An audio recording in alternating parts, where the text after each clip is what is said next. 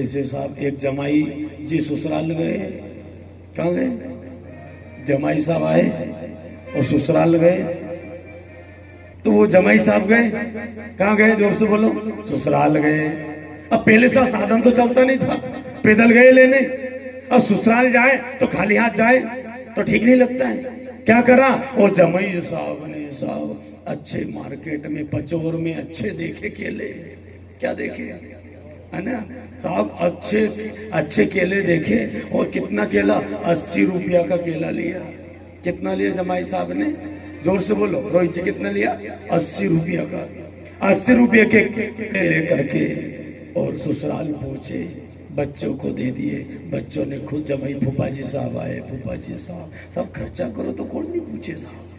बच्चे दौड़ दौड़ के पानी ने, चाय ने, फूफा जी साहब, फूफा जी साहब। तो वो दूसरे दिन क्या हुआ कि जब विदागिरी हुई, एक दूसरे तरफ मत देखो, सब एक दूसरे जब हम भी जमाइए किसी के। हो ये बैठे, ये भी जमाइए, ये भी बढ़ना बाकी है।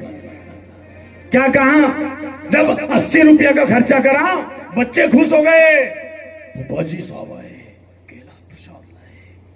अब दूसरे दिन विदागिरी हो गई तो सासू माँ ने थाली में रखे। कितने रखे देख लेना हो, तिलक करके हो। अब जमाई, अब पहले साधन था नहीं, पैदल पैदल जाना था।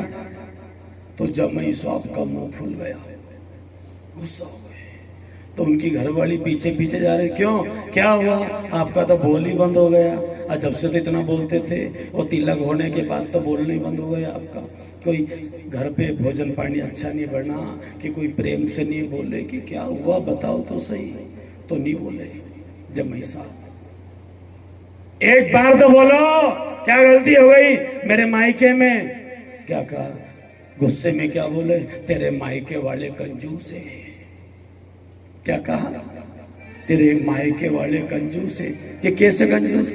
कि मैं 80 रुपया का केला लाया, 50 का तिलक करा, 30 का घाटा। अब साहब मायके की बुराई कौन सुने साहब? कौन सुने? और वो बार बार मायके की बुराई करने लगे, गुस्सा में करने लगे। तो वो पत्नी ने कहा, एक बार और बोल के बताओ। क्या कहा?